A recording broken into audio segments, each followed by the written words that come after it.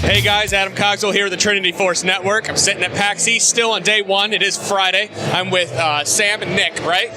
Got it, cool. I knew you guys were easy. The names were easy. Sometimes I've interviewed so many people today, you can imagine you guys seen so many people. End of day, you're doing good. It's end of day, that's great. So I'm here with the Double Fine guys talking about Gnog, which is a new, I'm just going to call it a puzzle game, but you guys will do more justice to it than I will, so whoever wants to take the reins. Sure. First, we're not from Double Fine, we just work with them. Like we're Double Fine Presents. Okay, there we go.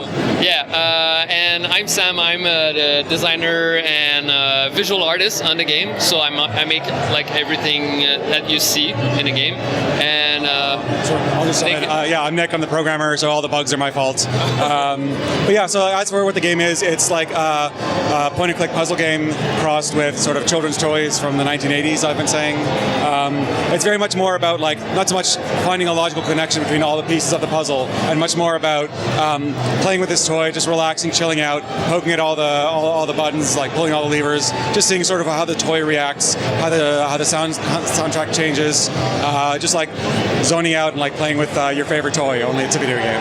I was just saying, I just got done playing with it. I walked through a puzzle, and about half, probably the second puzzle, maybe a little more or less. Either way, that I felt like while playing through it, that had I had the headphones, I didn't have the headphones completely on, but I feel like if I turned the music up and just relaxed with the game, that I would really get into it. Because it took me a little bit to understand. Okay, I have to lift the lunch pail open. Right. You can hold the button and like move the stick at the same time. Like that is something that we have to sort of like get people on board with as soon as possible.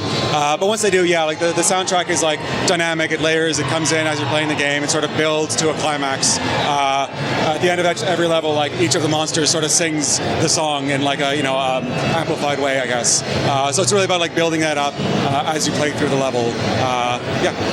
Yeah, I think like for us, like 50% of the game is music, because like we make every interactive stuff, like everything is almost like all playable. So we need to like have we want a tactile feeling to it. So like we really put like a lot of time on sound effects and getting that right and everything. So everything like feels really good when you rotate it because of the sound, but also movement. So how'd you guys come up with the ideas behind, like, obviously I noticed the lunchbox, right? Like that's a pretty prominent piece in this. How'd you guys come up with the different characters and designs that run out in the game?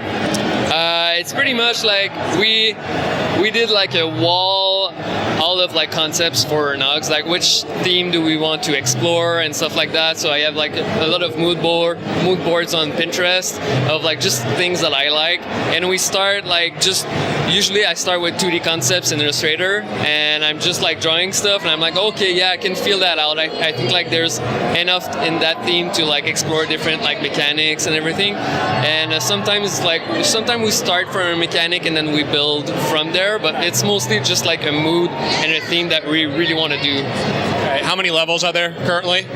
There's 9, so we're going to be releasing with 9 levels, to sort of like chill out and play with. So, replayability for the game, does it change ever? Is there any kind of like dynamic pieces to the game or anything like that? Like if I played through it at night, can I go back tomorrow and play it and get a different experience? That would be nice. Okay. Yeah, no, I mean, like it's 9 levels, and they each have a sort of a linear sequence. We try to make the experience of each one like just very enjoyable to go back into. And again, like I feel like the soundtrack is like a big point for me, like just to really enjoy the ambient soundscape that you're creating as you're playing the game. Okay. So it's much, it's less about like sort of beating your last time or anything like that, and much more just like feeling, getting into that space, that like headspace, and like just chilling out.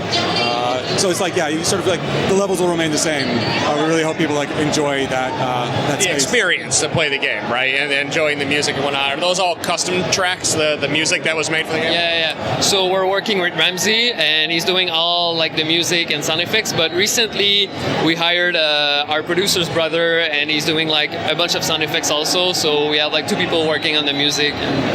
Very cool. Anything else that you need to make sure people know about this game besides price point, release date, everything? Well, I mean, I think we want to make sure that people know that it will be on PSVR, but that is optional.